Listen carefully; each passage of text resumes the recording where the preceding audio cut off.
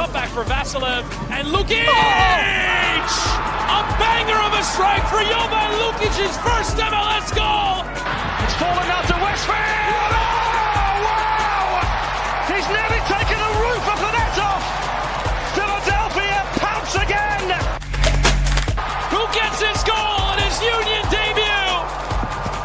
The record signing, off and running in his first appearance for the club.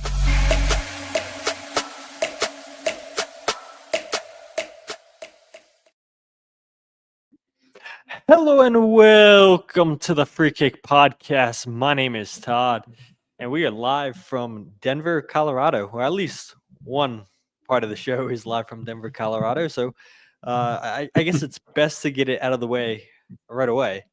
Hopefully, there's no audio issues. Hopefully, there's no feedback, any issues. If not, then Jose Nunez will carry the show. But it does feel a little bit odd that I'm finally doing this show away from home, and Jose Nunez is actually back at home. I mean, the roles are completely reversed.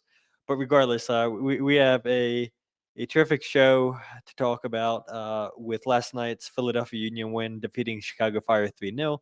We have about 4 clips to play, and just a lot to get to tonight. But let me go ahead and turn it over to the other half of the show, Jose Nunez. How you doing? Actually at home for once. Yeah, it's fine. It's fun and funny that the roles are reversed here, where it's typically the other way around, right? So you look tired, I must admit. Hopefully you're adjusting a little bit to the time there. It's not as drastic as going all the way over, but it certainly beats you up a little bit. So I hope it's close enough.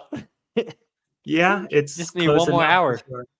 Well, the kicker is that you did it also on the day that the clock went back, right? So it's double punishment for you. But yeah, what an interesting match to talk about tonight and sort of dissect a little bit. I don't think many of us in the press and certainly the fan base expected to see what happened last night, but ultimately it was fun to watch, that's for sure, and also demoralizing for I think one specific person in Chicago, but everybody else just kind of fell apart, and I think it all stemmed from the very, very root of it being the goalkeeper. But more to come on that. Yeah, absolutely. Definitely not a great performance from Jeffrey Gall, and we'll talk about that, I'm sure, here in a bit. But yeah, I think this is exactly what the Philadelphia Union would have wanted to win this game in 2, and it's exactly what happens. And now they have a long 3 weeks off. We don't know yet if they'll play on the 22nd or 23rd, as Charlotte and New York City are going to a Game 3 next week after Charlotte to beat New York City in penalty kicks, which, look, I don't know about you, Jose. I didn't expect that game to go to penalty kicks. I expected New York City to win this game outright. Goes into penalty kicks. We know both goalkeepers, Matt Freese and Christian Kalina, are both excellent shot stoppers. We saw last year with Charlotte the success with Kalina in goal on penalty kicks. We've seen Matt Freese, I feel like, over the last year, make so many penalty saves, whether it be in a shootout or from the game. And so to see that one go into penalties and to see Charlotte to prevail, now it goes back to the bank next week, and we shall see which one of those defensive teams will face off against the Union. But I guess we'll go ahead and talk about the first bit of the show. As we all know, the Union won this game 3-0. Tai Baribo scores a brace. Damiani, he scores a lone goal in the 35th minute. But this is, Jose, I was looking at it, the first time that the Union have defeated an opponent 4 times in a single season.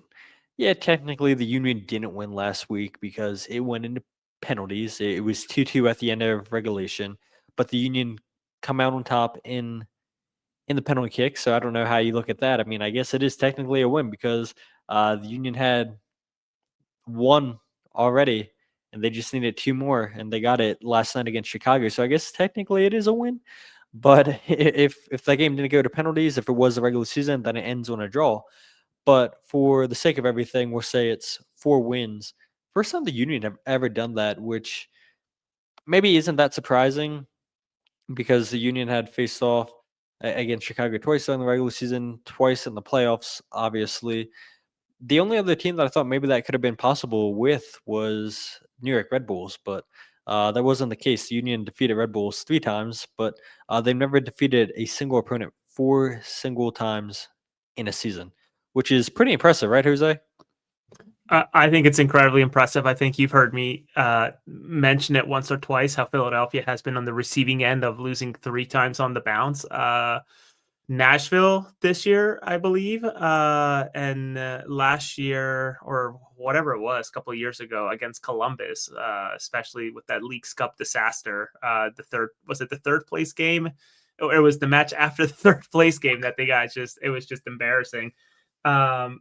Just good to see. But the other thing to remember is with how much MLS messes around with the playoff format, it's hard to find an apples to apples sort of comparison, right? This almost feels like a crazy coincidence in a way, or just a happenstance that it's against Chicago specifically. But you gotta feel for Jack Elliott a little bit. Getting beat by his old team 4 times on the bounce is not an easy thing to do. And even friends like Alex Calabrese and others in Men in Red must not be fun to watch Philadelphia Union manhandle the Chicago the way that they did, right? To play them 4 times and only score, or I should say the Union only allowed 2 goals in 4 matches. That is unbelievably impressive, and just a sign of the type of ball that the Union play, even though I think our friends out in Chicago claim that Chicago is a far more talented side, which I would say the record says otherwise. Yeah, you hit on something that I want to talk about, Jose. In Michael's comment, he said, Todd, where the hell are you? What have you done to Charmander? Yeah, there is no way I was putting Charmander in a suitcase. I know people that watch the live stream, they've come to expect Charmander to be in the background, but there's no way I was bringing a Charmander with me to Denver. So we got a little bit of a different background drop. Maybe it's a little bit better. But you brought up a good point. Only 2 goals conceded in 4 matches against Chicago. And then on the flip side of that, 10 goals. 10 goals in 4 games. I mean, wow. And again, you had talked about it a little bit last night. Or sorry, a little bit ago with Jeff Gall filling in for Chris Brady, responsible for 2 out of the 3 goals that Chicago conceded on the night. But I go back to that game against Chicago back in August, where Baribo scores. You had Daniel Jean-Jacques get on the score sheet, Kai Wagner, Milan Olaski. It was just free-flowing scoring. And we know this Union team is talented enough to do that. We've seen it all season long, where they've gone out and had 18 different goal scorers, I think, on the season. So, I mean, this is a team that doesn't rely on one player. Yes, early on in the season, the Union were relying on Tai Baribo to score all those goals. But when Baribo wasn't scoring, other players stepped up. When there was international duty, other players stepped up. And so last night, not so much because Baribo gets 2 goals. Yes, Damiani also gets a goal.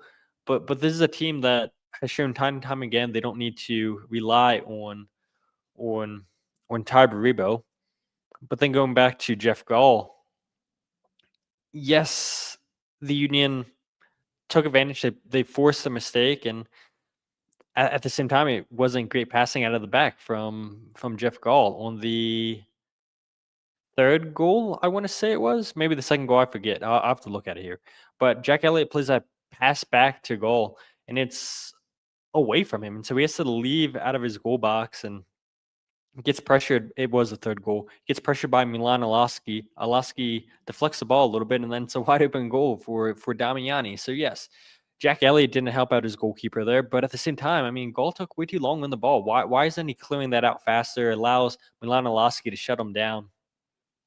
The first goal was horrendous, and the ball eventually gets played out for Kai Wagner and Tai Baribo for the 2nd goal. But yeah, I mean, Jeff Gall, I think Yeah, and hindsight's 2020. I think Chicago fans would tell you, okay, after that game, they would much rather have Chris Brady in the goal than Zinkernagle back into the lineup, who didn't do much last night, in my opinion. But we've come to expect this, right, Jose? We saw it last year, certainly, for the Union with Zemla and Rick in the goal, and how badly Andre Blake was missed. And that shows you how important good good goalkeeping is in the league. Yeah, how many times did we hear Jim Curtin say that, goalkeepers like Andre Blake and once now Andrew has gotten a hold of his performances, right? I think on the year six clean sheets, and Blake, I guess at this point is probably 9 or 10, I would think 9, right? How important a goalkeeper is, and how much it means in points. Never mind when you start thinking about playoffs. And yes, the first round's a little different because you get at the very least 2 opportunities, potentially 3 opportunities to get it right, to win 2 out of the 3. But you gotta feel bad for Jeff Gall in a way, and I jokingly said to somebody, get ready to learn Lugano, Gall. You're gonna be sold to the Chicago Fire B team away from home. But yeah, I was actually shocked that Zinkernagel was totally fine to go, or as fine as he could go. And the Union did put some pressure on him, but obviously the mental pressure was a far bigger mountain for Gall to climb, because both that very first goal was just was rough. That touch to basically give it to Tai Baribo. The second mistake, which I guess was the third goal on the night, I think most goalkeepers are 1 inch away from having that happen to them more often than not. It just happened here with Gall, unfortunately, on a night where he already had a terrible, terrible mistake. And then the second goal was just, I think, very much a Philadelphia Union goal. I keep on saying Gall and goal. So not much to it, man. Feel for the guy, and it's tough to go into this situation after only playing what was seven games, 9 goals, and 1 clean sheet, I think was the stat that I pulled. I can't remember the tweet anymore. So I think I don't know what his contract situation is, but I just don't know what it looks like for him in 2026. Yeah. I'm sure Chicago probably will be looking for a backup goalkeeper. And who's to say that Chris Brady sticks around? I mean, I thought Brady, look, we all know that Brady was the heir to Gaga Salina, and I'm surprised that Chris Brady still stuck around. But I mean, that's pretty impressive, though, to see Chicago have 2 back-to-back really good goalkeeping in Gaga Salina and then Chris Brady. So they've proven that they can develop goalkeeping, that they can go out and find goalkeepers and develop them. But at the same time, yeah, I'm sure after that game, they're maybe putting a backup goalkeeper a little bit higher up on that list. A lot of decisions to be made. We know Chicago Fire will go out there and spend the money. And yeah, I mean, look, not to take anything away from Tai Baribo or Bruno Damiani, but yeah, I mean, 2 of those goals were gifted, and you got to create your luck, and you got to be in the right position at the right time, and Baribo certainly was, and Damiani certainly was as well. And the Union aren't going to care how those goals come; they'll take them either way. And yeah, it's disappointing if you're a Chicago Fire fan, but we've talked about Baribo here a couple times today, so I think let's go ahead and talk about that. I mean, he scores his first goal since August 23rd. How important is that exactly for Baribo himself to get him going? The last time that he scored was also against Chicago Fire, and go figure that in the second game in this series, he gets 2 goals on the night. And you got to go all the way back to May 24th against Inter Miami, the last time that Baribo scored a brace. But in his first 14 games of the season, he had 13 goals. And then you look at his last 15 games for the Union, only 3 goals. And so, yes, I started off talking about how when Baribo wasn't scoring goals, other players for the Union were stepping up. And this is a striker that is very potent in the goal scoring department in the box. His one-time finishing, we've seen it so many times. I mean, look, he scored, I guess, both of his goals last night came from first-time finishing because of the mistake by Jeff Gall in the first one. Let's go ahead and replay that. I'm pretty sure that was the first-time one, and then obviously the header that he scores with Kai Wagner crossing it in. So Baribo takes it off his foot. Not a first-time finish. He takes it off his foot, and then the second one, so 2 touches. So, but this the header was certainly a first-time finish. It was just with his head. Which also, by the way, can we talk about this goal real quick? I mean, how poor defensively that was from Chicago. You had Jack Elliott, former Philadelphia Union player, who almost got a goal in this game. Andre Blake comes up with a big save later on. Not that it makes a difference, but Jack Elliott just completely loses Tai Baribo, and it's Zinko Knuckle who actually right here just doesn't clear it away. Credit to Jovan for keeping it in play, and then it's a perfect crosser by Kai Wagner into Baribo. We see that connection so many times throughout the regular season, and now we see it once again in the playoffs. And you see how much that means to this team, going 2 goals up 16 minutes into this game. But yeah, I mean, Tai Baribo, it's got to be huge for his confidence, I would imagine, right, Jose? Yeah, just to bring it full circle and finish the conversation, Jeff Gall on $140,000 salary. For comparison, Andrew Rick making $90,000 this season guaranteed, and Jeff Gall is out of contract now with the season over for Chicago. Tai Baribo wise, this is exactly the time where you want him heating up, right? I wrote my match reaction for Philly Voice and sort of spoke about him sort of, needing to get going, heating up at the right moment. And that's exactly what he's doing, because it's starting to resemble that 2022 run more and more as the games go on here in the playoffs, because in 2022, it was that trident of Carranza, Ua, Gastag, Carranza, Ua, Gastag. And when one would cool off, the other two would take over. One of those two would cool off, the other one that wasn't hot at the moment would step up. And to see Baribo sort of get these 2 goals, obviously one from just luck, but I think I'd rather say effort. I think that's what he would tell you on a microphone, running after that ball, despite thinking, 99% of the time that ball gets cleared. And then a header that, he's done this time and time again. And Kai Wagner, credit to him, puts an incredible ball in for the header, and some suspect defending, but nonetheless took the opportunity, is exactly what Tai Baribo needed to get going. I found it comical that the last time he scored, Baribo, was against Chicago as well, right? A ways away now. But glad to see him scoring, especially now with 3 weeks to go until the next match, and a child that's going to be born any moment between now and November 22 or 23 for him and his wife, I believe. Wife, not girlfriend anymore, fiance. It's his wife.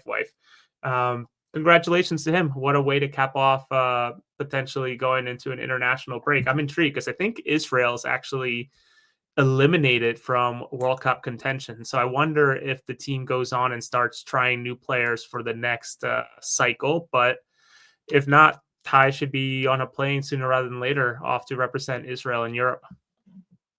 Yeah, absolutely. Well, let's go ahead and hear from Bradley Cornell. You had asked Cornell about the 2 goals that Baribo scored in the night, and this is what Cornell had to say on his performance. I thought he was excellent with his national team, and the way he came back felt like a weight off his shoulders. And then the way he's been playing, been very productive. It's just been missing.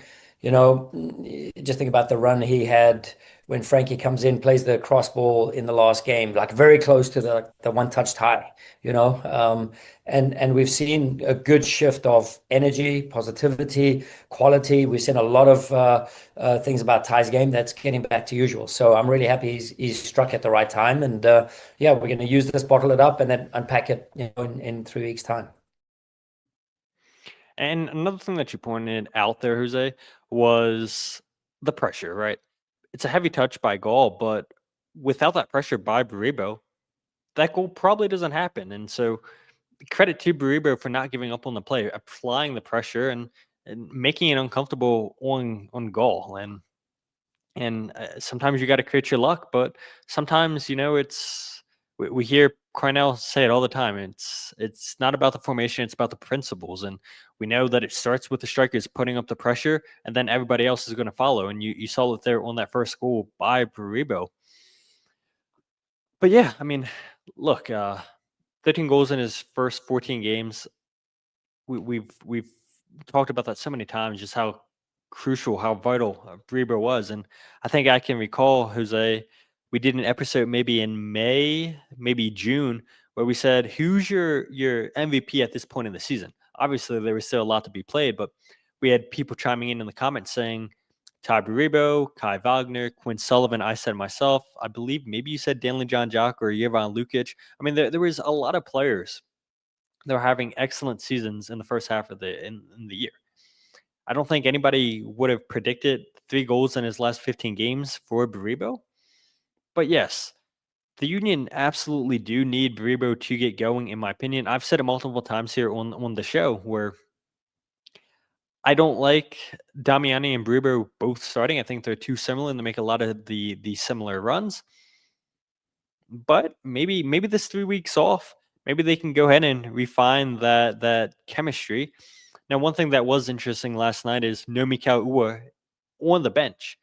Correct me if I'm wrong. Carnell said that he picked up a knock or aggravated something on Friday's training session. I can't remember exactly what he said, but he wasn't too concerned, it sounded like, after the game. And he did mention that, this break should hopefully get Mikau healthy. He also mentioned that Indiana Vassila wasn't able to go 90 minutes on the night either, and that this 3-week break should be good for players that are dealing with a little bit of knocks, and hopefully, whether it be Charlotte or New York City, the team will be as healthy as can be. Yeah, on Ua, I believe that the quote was, just unfortunate we did a little activation this morning, so match day morning, Saturday AM out in Chicago, and it didn't feel right in his knee. He got through the week okay, and we were touch and go. We took an extra man just in case, and we decided not to risk anything, which I think it's sensible. And again, all of it, hindsight being 2020, it was absolutely the right decision because there was absolutely no need to bring in Ua at all, right? I wonder if it was. It must have been, right? They typically go for a coffee or walk around the city where they're at playing. I wonder if he was just walking and it just was feeling a little funky for him or whatever. I can't imagine that they're at the hotel, I don't know, ballroom doing stretches or something. Maybe they are. I don't know. I know some teams do odd stuff, but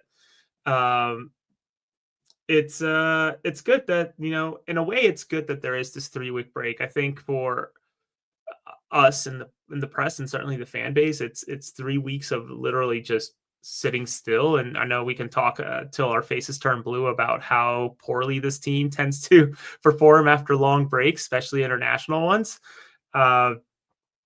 But yeah, it was shocking to me, but also, once again, great that it wasn't needed at all. I just wonder where this Charlotte and New York City game 3 is going to go. It doesn't really matter too much to Philadelphia in a way because they have to come to Philly, and that has been sort of the kryptonite for the Union against both of those teams, having to either go to New York or have to go to Charlotte. So it's just incredible that that supporter shield and clinching home field advantage, it could turn out to be just so massive for this team.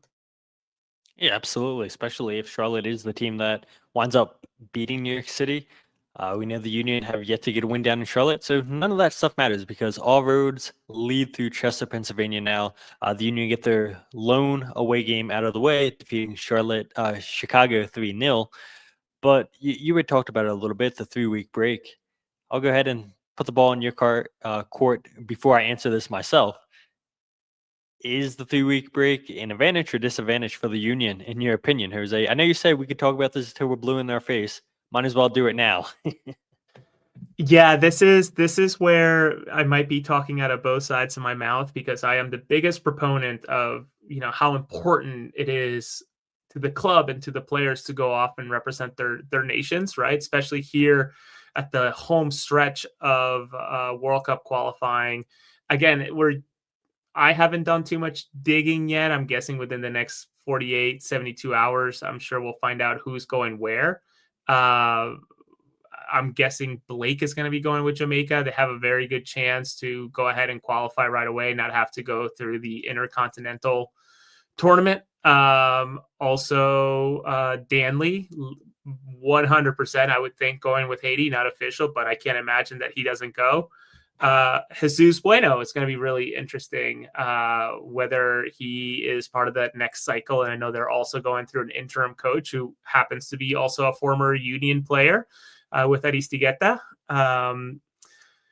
So I just hope that none of them get injured. But as Hoagie, and congratulations, Hoagie, on your wedding, mentions, it is unbelievable to also expect these guys to come back roaring when there's this much of a break. I wonder what it does to them in terms of momentum.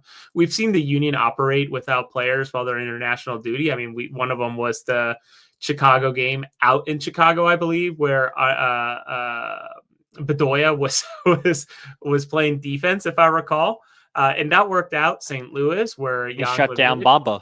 Yeah, it was good playing as a right back. Yeah, absolutely. And then, not that the Union are going to be playing without these players, just sort of talking out loud and coming back from an international break can be tough for some of these guys, especially when some of them are landing.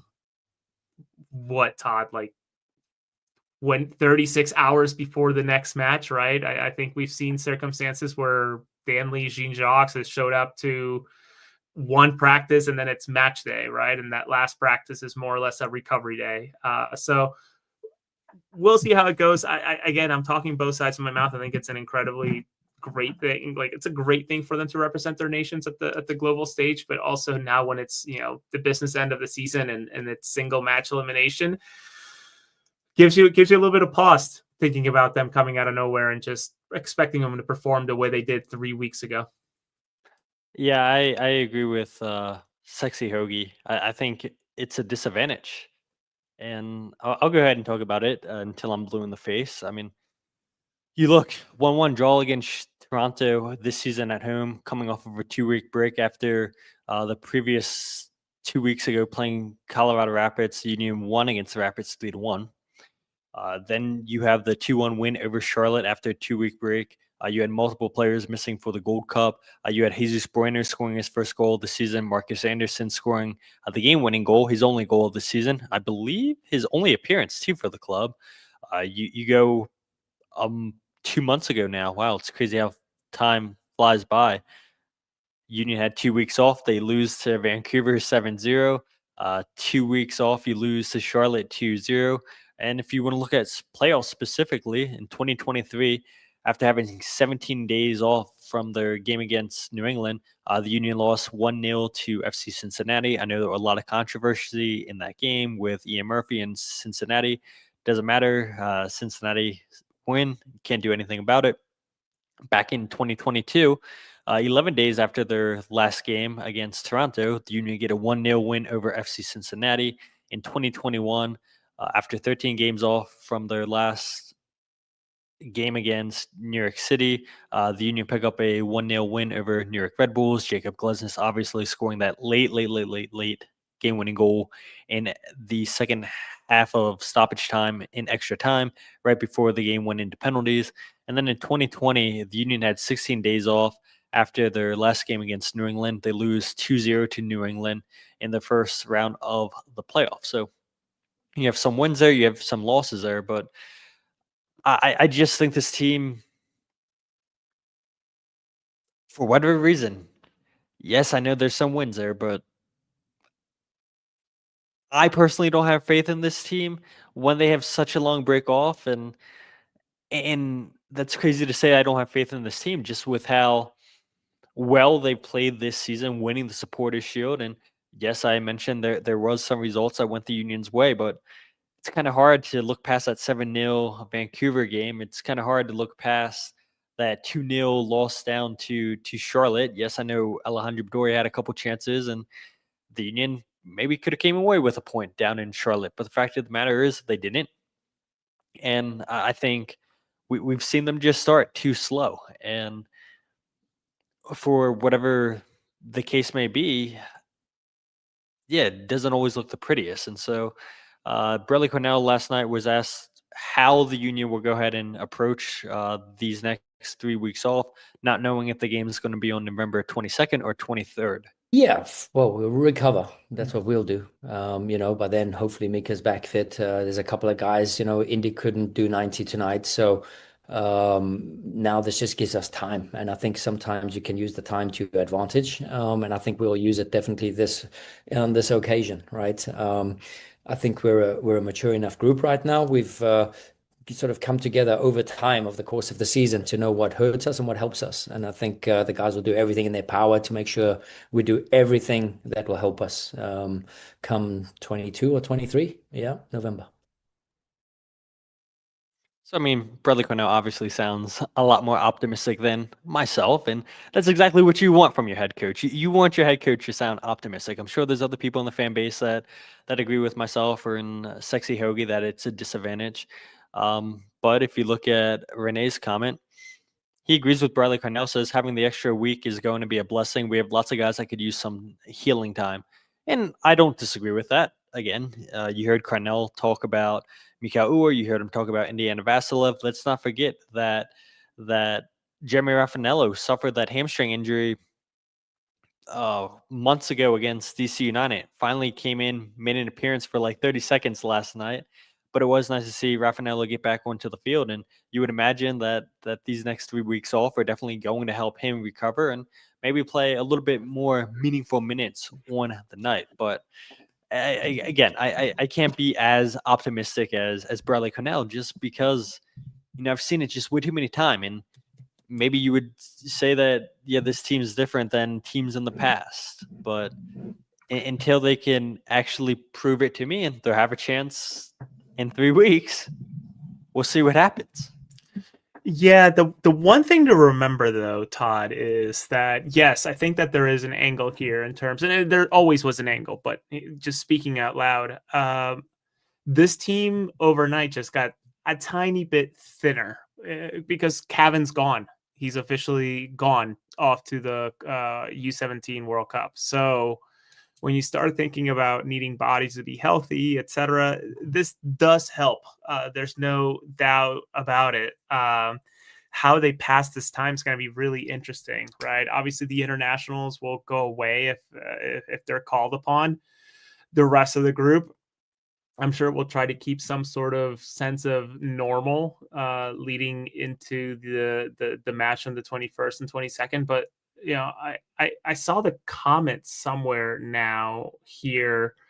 Man, an inter-squad scrimmage would be such a fun thing to watch at Subaru Park or right outside of the WSFS building. Should they want to do it out there on the turf, it would be such a wonderful thing to watch, just to kind of gauge where the guys are at, right? And maybe have some sort of open media session or something along those lines. That's just me being unbelievably optimistic and creating a lot of work for a lot of people out in Chester. But I think it would be just such a good media piece for them to take upon. Such an easy opportunity. You're asking way too much, Jose. You know it, though. You know it. Likely. Now, one person who's probably going to enjoy the hell out of this and the unfortunate loss to the Union 2, Philadelphia Union grounds, going to get that field looking brand new within 3 weeks now that there's really nothing going on. I don't think. Maybe the off chance random event. That would be probably a great time for them to patch up that warm up area that looks like 17 elephants have run through in the past 24 hours. So we'll see what Mark Mello and company can do to make sure that field looks beautiful for the 22nd or 23rd, which is crazy to say out loud because that is so close to Thanksgiving. It's unreal. It is unreal. Jillian Almany says Union versus Union 2 scrimmage was fun to watch. Can confirm. And yeah, we've seen the Union do it in the past. I mentioned it on the pregame show with you, Mike, and myself at AAT Sports across the pitch. I said, yeah, we've seen the Union a few years ago scrimmage against Westchester in right before the playoff match. And it's like, look, it doesn't matter. Yes, I know that you can try and manufacture what the atmosphere is going to be like for a playoff game, but let's face it, no matter what you do in these scrimmages, it's not an actual game. And so it might be fun for the fans to go down there and watch this. It might be fun for the media. It will probably happen, I would imagine, with the players scrimmaging against somebody. Who knows if it will be Union 2? Will it be another local team? I got to imagine Bradley Cornell's going to line something up. Maybe it's New York Red Bulls. Who knows, Jose? I mean, Red Bulls aren't doing anything. Are their players free to come down to Chester and have a little bit of a scrimmage? But regardless, yeah, I would be shocked if the Union don't do anything to prepare themselves where they're not just practicing amongst one another. But that's pretty much everything I have on this. Again, I appreciate all the comments, people saying that it's advantage. It allows players to get healthy. I don't disagree with you. I think that is going to be huge because all teams in the playoffs right now, they're banged up. They have knocks. And whatever team comes through playoffs the most unscathed is probably going to wind up winning MLS Cup. There was a question here for you, Jose. I saw earlier. I don't know if you saw it. It comes from Bruce. He says, Jose, do you think if Quinn was healthy, there would be much of a difference? I think if you were to ask Bradley Cornell, yes, it would be a massive difference. But I think they're at the stage of the season now where it's hard to mess with what has been working, right? Especially once you get into this rhythm and this cycle, though it's being unbelievably interrupted with 3 weeks of doing nothing. But once again, would Bradley Cornell want a Quinn Sullivan to come off the bench or be a starter and then bring an Indy Vasilev off the bench to go ahead and make a mess out of things and open up spaces the way that they did on match one? Not necessarily that it was Vasilev, but just say, going at tired legs. I think Bradley Cornell would bite his arm off or something like that, right? Especially someone like Quinn Sullivan, who, albeit streaky, can give you a lot of different looks and an unbelievable work rate on just about every single night. But especially earlier this season, he was just so disruptive and just bending the game at will in terms of, creating space and getting balls in. So yeah, I think Quinn would be a big difference and a gigantic boost, but obviously that's out of the question with this very, very long injury that I'm guessing he had surgery at this point. I don't know. I guess so, right? He did post that he had surgery. Yeah, he said he had surgery. Yeah. Okay, so he's on the mend now, and we'll see where he is come. Gosh, it turns around pretty quick, right? Like late January, early February when they go into preseason or come back from preseason. I can't remember exactly what the schedule was. I wonder if they go international this preseason again. Do they go off to Spain again? Maybe they go someplace else. Oh, Lingby. That's what you're trying to say, huh? Still waiting for them to send you your jersey. I don't know what's happening there, but that should probably be Blunder of the week.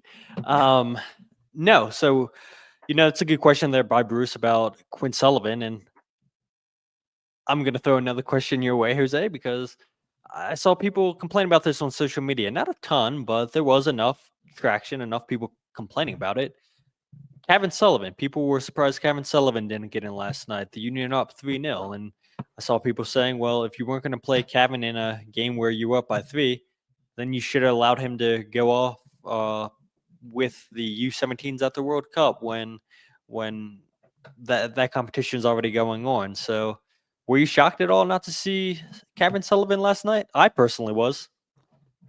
I was a little shocked, I must admit, though my shock came at maybe the 50th minute, 55th minute. I thought, okay, he's got to come in, right? But then as the game went on there on those last 20, 30 minutes, it really did not make sense, in my opinion, for Kevin to come in because it was starting to get extra chippy. You could tell that Chicago was trying to push forward. I know Jack Elliott's volley was insane, and that was, I think, over the last 10 minutes or just before 10 minutes to go, ahead of extra added time. But again, in a game like this, 3-0, sure, could he have gone in? Absolutely. But say he picks up an injury from a hard tackle from a Chicago player that's just unbelievably frustrated with the way that the night has gone. Jeff Gall sort of making a mess out of things early on, and then you have the second Damiani goal that was just clearly a union goal, not so much a union pressure goal.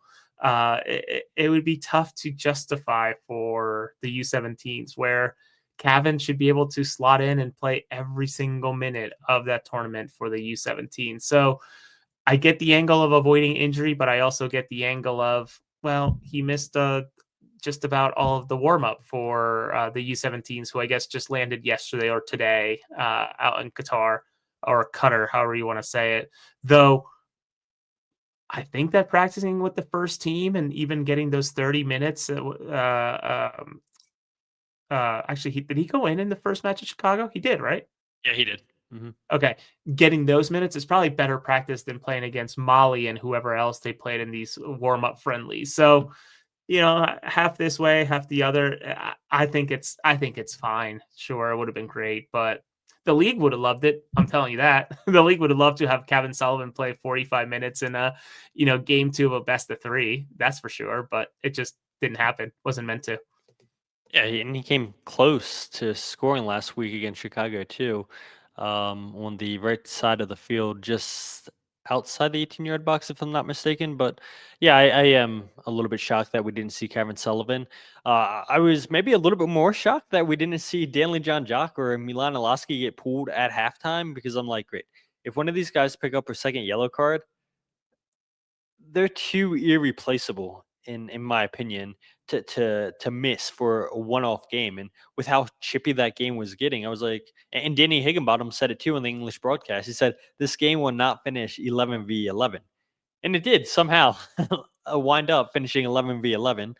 And maybe that's because Oriel wasn't out there suspended for this game because of his stupid punch on Kai Wagner's throat in the last game. But yeah, I was a little bit nervous, I'm not going to lie, that either Danley or Milan Alaski were going to pick up a second yellow card, and then they would miss the semifinal game. But fortunately for the Union, no injuries or no second yellow cards, and now everybody hopefully will be available for the game on the 22nd or 23rd. But I do want to go ahead and flip topics. We switched around here a little bit, which is totally fine. But the save by Andre Blake on Brian Gutierrez's penalty in the 32nd minute. 3 minutes later, the Union go and get their third goal. That was a huge momentum swing, in my opinion, Jose. Not the greatest penalty whatsoever by Brian Gutierrez. And look, I think Andre Blake would probably be the first to admit that too, because of how poorly that kick was. It made it easier for Blake to save, but he still had to make the save. Let's not forget that. He went the right way, which is a credit to Andre Blake and Phil Wedden for just the amount of work they put in, studying the opposition, studying the penalty kicks, and Blake goes the right way, makes a save. But imagine, Jose, if Gutierrez converts that penalty and now it's 2-1. All the momentum's now switched back to Chicago Fire. And it's a typical soccer cliche. A 2-0 lead's the worst lead in soccer. And it almost proved to be the case. If Gutierrez converts that penalty kick, you have Jovan Lukic on Jack Elliott on the corner kick, which I have no clue how Jovan was the one marking Jack Elliott. Complete mismatch there. And Jovan pulls him down in the box. And yeah, I mean, it was a clear-cut penalty. And after Blake makes a save, no happier player on that field than Jovan Lukic, because he knows he messed up. He knows that he got caught out, that he probably shouldn't have been the one guarding Jack Elliott. And so because of that, he tries to pull him down, slow him down, and gets called, right call by the referee and VAR. But yeah, I think right there, which is also crazy to say, you're up 2-0. That may have been the defining moment in this game, Jose, that the save by Andre Blake, because who knows what would have happened. 2-1, all the pressure would have been on the Union to go ahead. All right, we concede a penalty. Let's continue playing our way. Yes, we punish Chicago for one goalkeeping mistake, let's go out here and play the way we want to play, not have possession of the ball, put pressure on the opposition, try to turn them over in their own half. And it's what happens 3 minutes later with Bruno Damiani. It's just too long on the ball. It's a bad back pass by Jack Elliott into goal. Too long on the ball, and then Alaski is able to deflect the ball, and it falls to Bruno Damiani. But in my opinion, that was the biggest moment in this game. Yeah, and I think it was you who asked the question about this, and to your point on why the hell was Lukic guarding Elliott or playing defense on Elliott, man marking Elliott during that moment. This is also the same team, Todd, and you may remember this from when we went to New York City, but for whatever reason, Keaton Parks is being marked by Indiana Vassilev. That's a 6'4" player against a 5'8" player. So not all of these matchups really make sense in the moment. And obviously it all happens so quickly and fluid. It's not like a chess match that you would see in American football. But the penalty was just, I felt terrible, meaning it was a bad kick, especially when you're going against Andre Blake. No real angle to it. I think it was more of like a confidence, like, oh, I'm just going to pick a side and just sort of pass it in, rather than picking side netting for either side and passing it with force.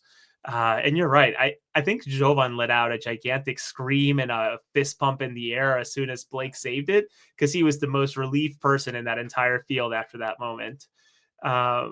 The answer that Cornell gave about this specific moment and the momentum and the swaying and of the game, I thought was just so good. I'm not sure if that's a clip you're planning on playing. Okay. And maybe this is probably a good time to play it. Huge. I mean, there's momentum and swings and sways of a game that determine the outcome, and if we concede a goal there, then we're under pressure, even at 2-1, right? So, and in the last game, we scored a goal. 5 minutes later, we were 2-0 up. When they scored a goal, 5 minutes later, it was 2-2. So these 5-minute little increments of the momentum and sway of the game are vitally important. And, credit to Dre. We did our homework with, the penalty kick takers. And, Dre guessed right. Oh, right meaning left. I love that little quirkiness from him. He's fun when he's happy. I think he's happy most of the time, but especially after a victory like that, it's fun to talk with him. But yeah, what an awful penalty kick. I mean, he may as well have just kicked it down the mid. Yeah, there it is. There's a big old screen. Did you feel like that was a penalty? I felt it was. Yeah, 100% a penalty. 100%. Okay. Just making sure, because I know that sometimes people feel like, oh, well, it's just a soccer play inside the box, whatever. But that one was pretty apparent of grabbing Elliott by the hips and just, or the arm, whatever it was. But yeah, no, I think that 2-1 lead is just, they always say the most dangerous lead in soccer. And as Cornell voiced it so perfectly, there's no worse score in the momentum and the swaying there, especially with those 5-minute increment samples that he mentions. Like, bang on, you're right. I think that was absolutely the biggest moment of the match, even with, and that's saying a lot considering what happened with Jeff Gall on the night. So yeah, kudos to the Union for sorting themselves out. And I think you even said it like at some point, or you wrote it, like 3 minutes later, they went on to score. The Union did. So it's like, yeah, absolutely. The biggest pendulum swing in terms of momentum there for Philadelphia. Yeah, exactly. And at 3-0, you feel comfortable that the Union are probably going to see that one out. And to Chicago's credit, they try to push and get a goal. They couldn't. The Union were just locked in defensively, which is, I guess, a good segue for the last talking point for the game. Is just the Union continuing to find consistency defensively, with only 2 goals conceded from open play in the last 6 games. I don't know why I have open cup there. That's what happens when you're writing the show notes so early in the morning when you're on a plane and everything. You're like, man, why do I wake up at 3 o'clock in the morning to get on a flight? But yeah, it's something you and I had talked about last episode, Jose. Just, yes, it's disappointing that the Union conceded 2 goals, and Indiana and Vasilev had talked about how, for the players, they still conceded 2 goals, and that's disappointing. But my angle when I asked him about that question is, but you're not conceding goals from open play. Set piece goals are correctable. We heard Bradley Cornell talk about that in his midweek press conference that, they're going to do things to correct that from not happening again. And it's funny that the Union almost conceded another set piece goal with Jovan fouling Jack Elliott. Then it would have been a penalty kick. And I remember having this conversation with Phil Whetten a couple years ago on the podcast, asking him, is a set piece is a penalty kick a set piece? Yes or no? I said, technically, I think it is. But I think Phil and I both settled on no. No, it's not. But yeah, it's interesting. Set piece, Jovan mismatch, pulls him down. It's like, come on, got to be better than that. And Andre bails him out. But again, only 2 goals from open play in your last 6 games where you have 4 clean sheets in those 6 games. That's super impressive. And you hear it all the time in sports, Jose, where people say, oh, defense wins championships, which I think is 100% true. I wrote an article looking at the defensive numbers a couple weeks ago, and the Union, we all know, conceded the fewest amount of goals in MLS at 35 this season. And they've only conceded 2 goals in MLS play so far in the playoffs, where they both came last game, both from set pieces. But if this team continues to lock down some of the best attackers, which I think Jonathan Bamba, I think Hugo Kuipers and Zenko Nako are one of the best attacking trios in all of MLS we saw this season. And to see the Union shut them down, and maybe part of that is how the Union approach this game defensively. We see Frankie Westfield play as a number 10. We see Nathan Harriel play as a right back. We know Frankie's a defensive-minded player, but maybe it was a blessing in disguise, right, Jose? With Indy not being able to go 90 minutes, with Ua not being able to go on the bench, where okay, they get a little bit defensive, and it helps them keep yet again another clean sheet. And the front 3 of Zenkonako, Bamba, and Kuipers held quietly, did nothing all game long, 0. I don't know, man. I folks in Chicago mentioned that Chicago was the most talented team out of the 2. Interesting to see the way that the season went.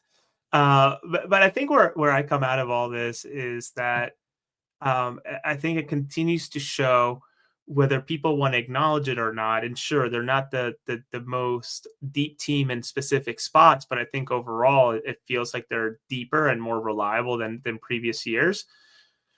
But the Union are able to right now just, I think more than ever, try out different things. But to be trying out these different things and testing some of these specific tactics in the playoffs is just such a mind-blowing thing. Where in the past, you and I as press and the royal we of fans as well, sort of watch these games are like, okay, well, let's see how they get through this, or at least us in the press, like, okay, let's see how this goes. Whatever, if it happens, it happens.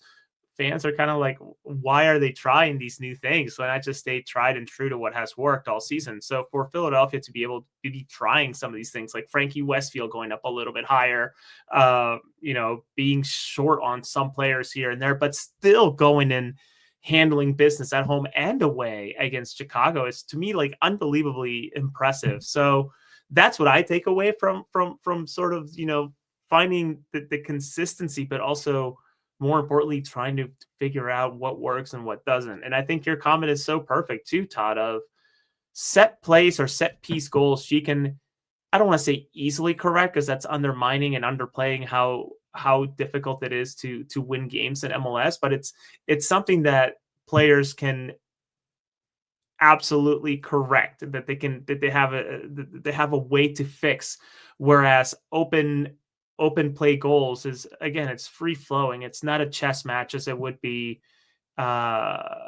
football or other sports. And you know what, dude, give a USSF license to Sexy Hoagie, because listen to this strategy. should always go up 3-0 at half. That's a great strategy to me. That wins games, right? Yeah, the second time, by my calculations, that the Union have done that this season. The other one being DC United, and we know that game went 6-0. Not all games are going to go like that, but more often. Do it more, right?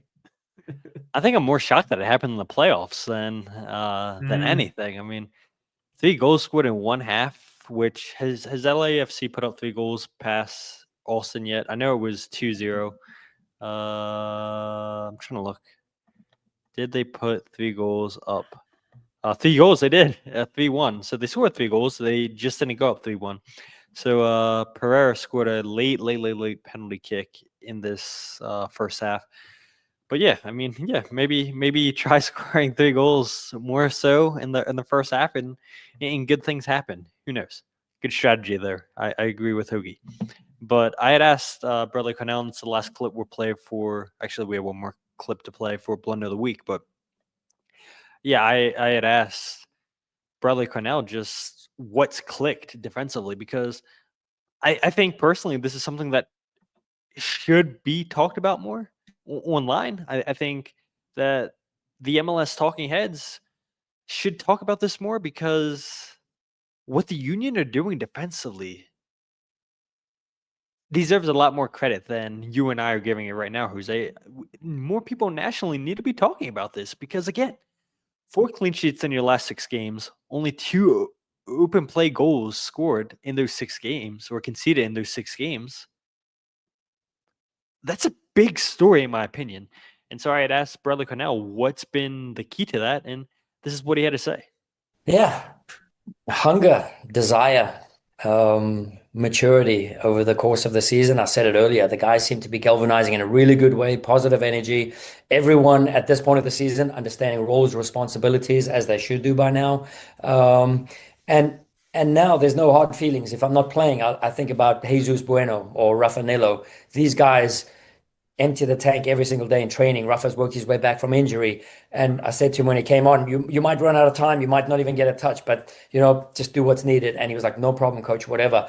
And I see this unity within the group right now. And it's not quite, you can't quite put your finger on it, but it's a special feeling. And when this special feeling, all around Chester, roaming around with the fans and the team and the staff, the whole front office, when you feel this momentum and support, it almost becomes, not an autopilot, but something that we can really enjoy for the rest of the season now. And I do agree. It does feel like a special feeling down in Chester, especially that first playoff game against Chicago. We had talked about it. It felt like a playoff game, like, duh, it is a playoff game, but you saw the fans in their seats earlier than they normally are during the regular season. They were up for it. We heard how loud it was before this game started. But the only thing that concerns me is a 3-week break, Jose. We'll see what happens. But I do get a special feeling with this group. It is a special season, regardless of how it ends in the playoffs. They went out in Bradley Cornell's first season as the Philadelphia Union's head coach and won a trophy. They won a Supporters' Shield. Nobody had the Union winning Supporters' Shield. I don't think many people had the Union finishing in the top 4. But yet, here they are, exceeding all expectations. Bradley Cornell up for Coach of the Year. We'll see if he gets that. But yeah, this is a special team defensively. And yes, this team, you need goals to be scored in the playoffs. Yes, Tai Baribo getting hot at the right time would be excellent for this team. But if they can continue to shut down difference makers like Azenko Knuckle, Abamba, or Kuipers, then why couldn't this team win an MLS Cup? Why couldn't this team get back to MLS Cup? And yes, I know Sun and Bwanga are the hot thing right now in MLS with what they've been doing the last month and a half. I know Thomas Muller can't stop scoring for Vancouver.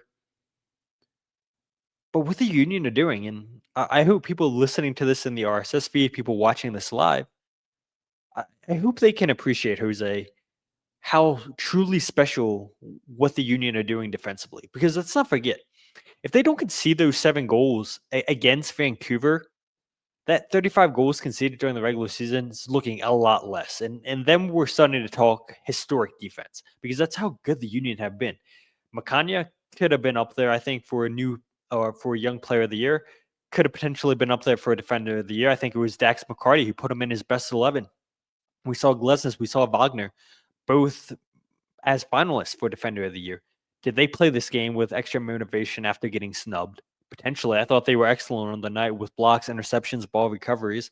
They were really, really good defensively on the night. And so, yeah, that's the last thing I'll say on this topic before I let you have the final word on it, is I hope the fans can appreciate how special this team is defensively.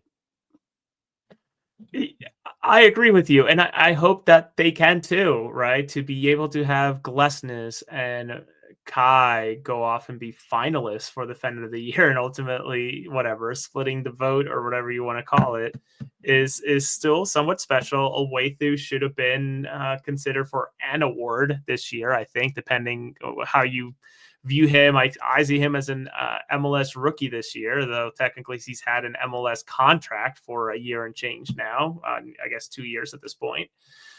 But I think the thing to hone in is, I mean, this might, whatever, slot me into people's brains into the category of bootlicker, and that's fine. But a couple of things can also be true at the same time.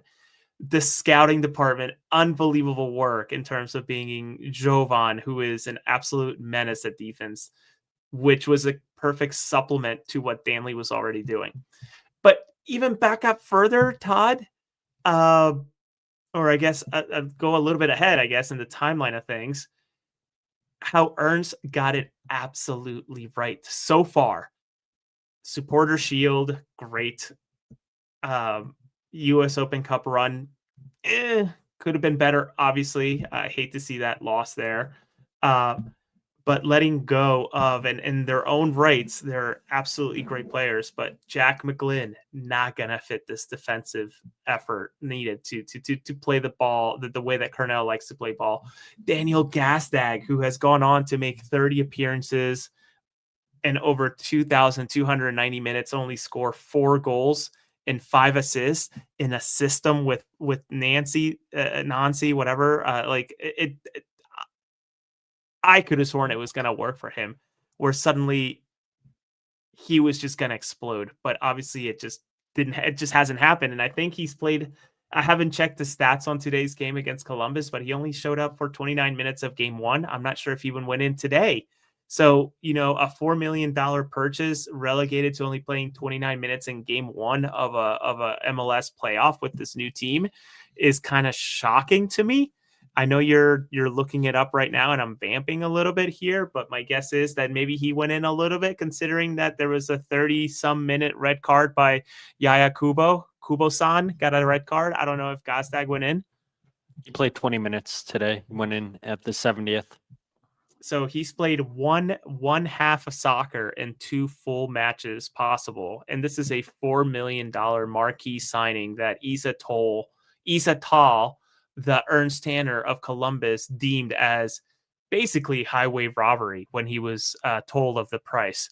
So again, to reiterate, maybe Ernst Tanner and his crew know what they're doing when it comes to evaluating players and maybe figuring out, does he work for the system? Does he not work for the system? And it turns out that they pulled the right strings and got great value for the players that they moved.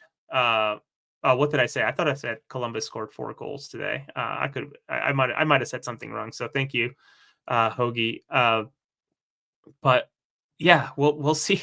We'll see what is going to happen. But yeah, Daniel Gastag going from part of the trident that got Philadelphia that incredible run of however many points over 6 years, whatever the line was that Jim Curtin would always tout to us in the press, right? The most points over 6 years was sort of his go-to for not necessarily winning trophies, but to go from such a keystone piece in that squad to now relegated to sitting on the bench and playing 20 minutes at a time and certainly a must-win game is kind of telling of maybe the acumen of realizing where players are in their cycle of career cycle, and maybe Gastag is on the other side of the hill. Yeah, for sure. Nobody can argue with the moves that were made this season with where the Union currently find themselves in a Eastern Conference semifinal against either a Charlotte or New York City. But let's go ahead and end this show on Blunder of the Week. And so I thought about making Blunder of the Week, honestly, the penalty kicks and last night's Portland versus San Diego game. My God, I don't know if you watch them, Jose. I don't know if people in the comment section watch them, but I don't know how you don't at least put a penalty kick on target. It was shockingly bad penalty kicks. But I do have to give Blunder of the Week to the Chicago Fire fans for stopping the game multiple times for their derogatory chants. And what I'll say is, before we play the clip, there's some people that have no issue with this. There are people who have an issue with it. I'm not going to go make an argument for either side. Where my argument is, Jose, where my issue is that you were told to stop once, then you do it a second time, you do it a third time, and you keep going. And now, instead of making the game about itself, you have fans that are making it about them. They're literally stopping the play. You have Greg Berhalter eventually go over there, tell them to stop. You have Joe Waterman go over there and tell them to stop. And they continue to do it. And I saw Joe Chats. I saw Alex Calabrese. They both wrote articles on this. That should not be the story from this game. That should not be the story or whatsoever. The story should be Chicago Fire looked like absolute dog water once again against the Philadelphia Union, even though supposedly they had the better team than the Union. They looked like dog water on the field. But instead of that performance by Chicago Fire on the field, it's what their fans did. And I get it. A couple bad apples doesn't taint the whole fan base. I totally get that. But when you have the game stop multiple times, it's not a great look for your team, for your organization. I know the Chicago Fire came out with a press release after the game condoning the actions by the fans. I know Greg Berhalter touched on it a little bit after the game, saying that this isn't who we are. You know, throughout the season, we've been really good, and it doesn't take away from what kind of season that we had, but it's still an unfortunate situation. And so for people who I would assume all you guys watch this game, but maybe some of you guys were listening to Dave Leno and Sebastian Letou on 97.5 The Fanatic instead of listening to the Apple broadcast, here's Steve Kengelosi and Danny Higginbottom on that moment. First ever playoff series. Just the third expansion team in its inaugural season to win its playoff debut.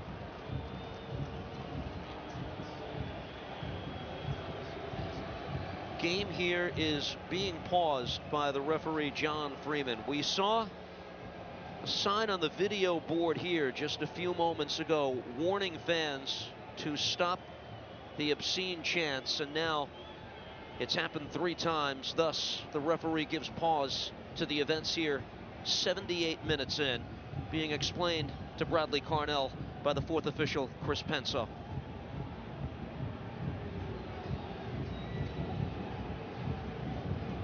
Fans have looked forward to this event all week. We're seeing now the coach himself who's going over to the fans to communicate here. Guys, enough.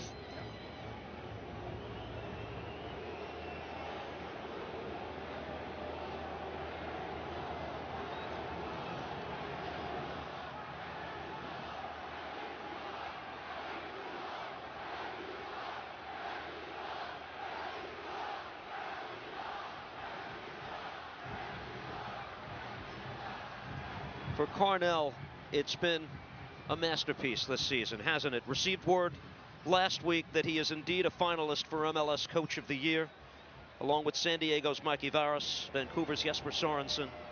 Strong case could be made for any of the three.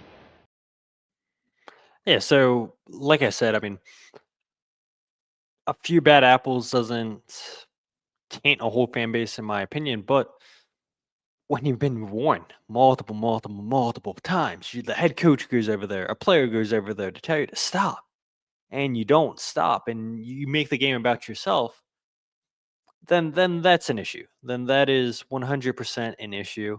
And so the Chicago Fire fans, they're going to wind up getting Blunder of the Week. Not good.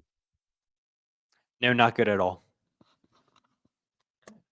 I have nothing to add. I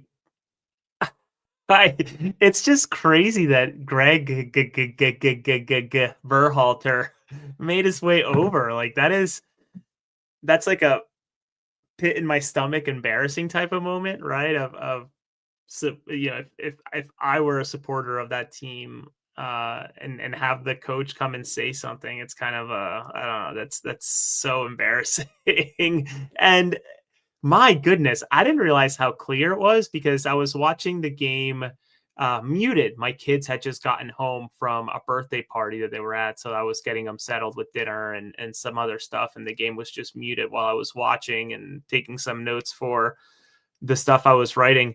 I had no clue it was that clear. that you could hear just about everything. And what's most interesting about it all is that, like, as soon as they get scolded, and I don't know, was that the first time, second, third? Do you know what that clip was specifically? That was like the third time. Okay. The first After time the that it third got time? stopped, though. First Okay. time that the game got stopped. For them to then say ref, you suck, it's just such a like comical thing of like, no, actually it's you on these bleachers that suck. Like, it's obviously everybody's everybody's offended by different things. Spanish speakers from different areas will tell you that the PUTO word means different things. Whatever, I don't care where you stand on that, but the fact remains that it is not socially acceptable. There, everywhere, whatever. It's dicey. So if you're asked to stop saying it the first time, that's already a problem. But to continue and then ultimately try to flip the script and make yourself once again the main character and yell at the referee telling him that you suck, it's just like, wow, like how tone deaf are you, you know? But yeah, deserved. And this team, I saw the press release from the club. I think it was the supporter section. I forget what the organization is, the Independence, what is it? The supporter club, whatever. I forget the name of the organization. I think that they're probably going to have to investigate and figure out what actually happened. I don't know if there are fines for this that Chicago has to pay at this point. I would imagine so. Yeah, certainly not the type of fines that you want to be paying, right? I think about that Copa Sudamericana match earlier this week with the fireworks, and the reporting was that like the owners were totally cool. Like, yeah, go ahead and do this. We'll take care of the fines. No problem. Yeah, there you go. It's just, I don't know. I got to go in there and read some of these comments because they're probably going to be telling me exactly the, I don't know, not, believe me, Philadelphia is not a bad fan base, but there's certainly apples within it that make it seem, and it's usually the louder ones. My goodness, I don't know who it was. Todd, I shared it with you, but someone made a video clip of Carnell videos. I don't know if it was AI, but dressing him up like a terrorist. I'm like, the hell is this doing here? Like, such an unbelievable thing to see. So there are people out there that are just doing crazy shit. So I find it amazing that they try to spin it around and make it a referee thing rather than a themselves thing. And I know that was supposed to be short, but it's such an amazing situation. I can't think of many MLS playoff games that have been stopped for this. Obviously, CONCACAF Nations League was stopped a couple of years ago because of that, or last year. Yeah, that's the first time in MLS that I can recall that. People in the comment section, people listening on the RSS feed, let us know if you can recall an MLS game being stopped for a chance like that, because that's the first time, and I thought it was weird that it had happened multiple times, and I was like, if they stop this a third time, what's going to happen? Are they going to call this game off? And obviously, the game finishes, and Steve and Danny actually were talking. They're like, yeah, they wouldn't be surprised if no added minutes get added because of the behavior from the fans. And we wound up getting, I think, 2 minutes of stoppage time. But one last thing that I want to point out from Michael, he says they were also throwing stuff at Blake in goal. And yeah, spot on. So, I mean, again, if it wasn't the chance, it was throwing objects on the field. I remember a year or so ago giving Blunder of the week to Nashville for them throwing stuff at the Union. Giving it to or maybe it was the Union against Nashville throwing the hot dogs on the field. But I'm pretty sure Nashville threw stuff too at Geodis Park the following match between these two teams. Because it was because Nashville fans got mad that the Union were throwing hot dogs on the field, and that canceled Dollar Dog Night for the Union. It's definitely not coming back after that moment. And then when the game went down to Geodis Park, then Nashville fans started throwing stuff at the Union. It's like a whole bunch of hypocrites. You guys are condoning the Union for doing it at Chester. And then I saw Nashville fans like saying it's okay that they were throwing stuff at the Union because they were taunting their supporters section. I'm like, what are we doing here? Wrong's wrong. So look, I think this was a deserved blunder of the week. Yes. And as Michael puts it, back to $8 hot dogs again. Union love to sell those, I'm sure. God, I remember that. I think it was the home opener certainly 5 years ago at this point. I think Raphael was about to be born. We went to, I think it was the Minnesota Union game, and it was freezing cold. And we bought my wife was so hungry, pregnant, and she bought a hamburger from the stands, and it was a hockey puck at the Union Stadium. I felt so bad for her. This is so long ago now, but yeah, oh, there we go. Oh, that is insane images. I never got rid of this video. I was like, I'm never deleting this from my computer. Just seeing the Union staff, unfortunately, having to pick up all those hot dogs as we recognize has a penalty. We recognize so those faces. So bad. So yes, yeah, there was a $1 hot dog night, Sexy Hoagie. Yeah. How did you get this clip so quick? It's because I had it saved. I don't think people realize how. I know you. We know literally have folders. We have folders of clips of things that are forever gonna be etched in my mind. Jim Curtin talking about 2.5 men. Jovan Lukic calling himself an idiot because he's an idiot. Like just random shit that I have sitting in a folder somewhere. It's I don't know. Trick of the trade. Just have funny little videos there. Yeah, I have a video too from the rain game. I think it was last year. Do you remember that, Jose? Seattle. Against Seattle. Yeah, Jesus Bueno just completely wiping out. Yeah, here it is. That's the game that never happened. Yeah, that just got caught off. I mean, I just have so many of these clips saved to my computer. It's like when you have moments like this, you never want to forget them. You're lucky to even have that because that game genuinely the game got taken happened. out. Yeah. Never happened. It's not on Apple, nothing. It's impossible to watch. So kudos to you. The only clip I have from that game. The only clip I have from that game. Well, it's between you and MLS/Apple servers. I don't know that there's many. Do you think they still have that? Do you think they deleted that game? I think it's for them. It's as easy as like clicking one toggle, display, not display, and they certainly have selected not display because it's just impossible to watch. Yeah, man. I don't know. I think that game only was played for 6 minutes. I would imagine they still have the whole 6 minutes. They should send it down to Texas to the National Soccer Hall of Fame. I mean, that is a Hall of Fame worthy game. 6-minute performance. Didn't your clip say 10 minutes? Oh, was it 10 minutes? I thought it was 6. Are you seeing a time there? don't see a I time. thought Do I you saw see? a time. Why did I think I saw a time? Never mind. Forget it. I must be seeing fucking things. Oh, I saw 10:30 p.m. That's what I thought at the bottom It of was the running time.